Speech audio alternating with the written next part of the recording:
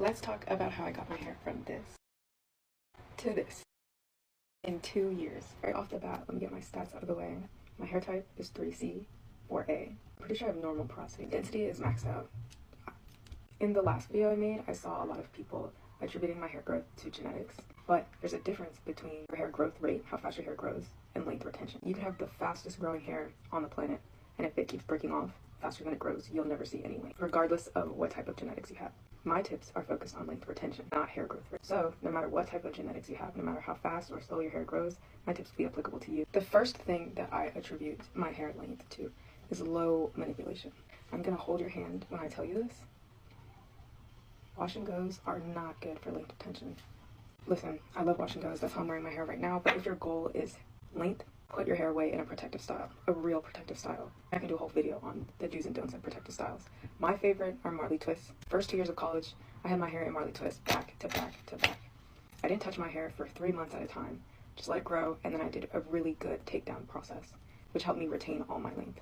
Wash and goes, if you think about it, you're washing your hair once a week or every 2 weeks, and every time you're going in, you're raking the product through your hair. If you have more than one product, you're doing it twice. Your hair is constantly in contact with the elements, pollution, wind, dirt, whatever. If your goal is hair length, you should minimize this style. The second thing you should prioritize if your goal is hair length retention is low tension styles. Remember what I said earlier about the protective styles? If they're too tight, at best, your hair will break off. At worst, you'll get something like traction alopecia. And even if your hair's out, if you're constantly slicking it back in a really tight bun, you're pulling at the hair strands, causing them to break off. You can get crown breakage, you can lose your edges, etc., etc.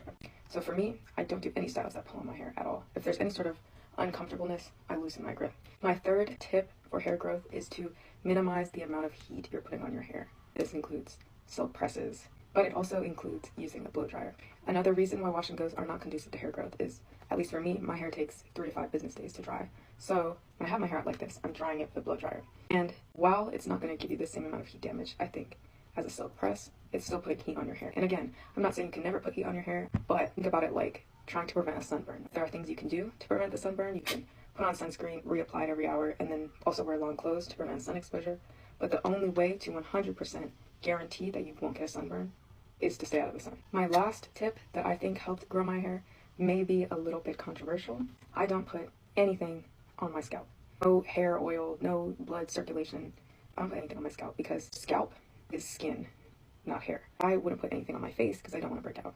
I'm not going to put anything and everything on my scalp. This being said, I know some people have dry skin and putting oil on your scalp is helpful in that sense. If it's working for you, don't listen to me. I have oily skin, so I would never put oil on my face, so I would never put oil on my scalp. Also, I would avoid in protective styles. I see a lot of stylists put the gel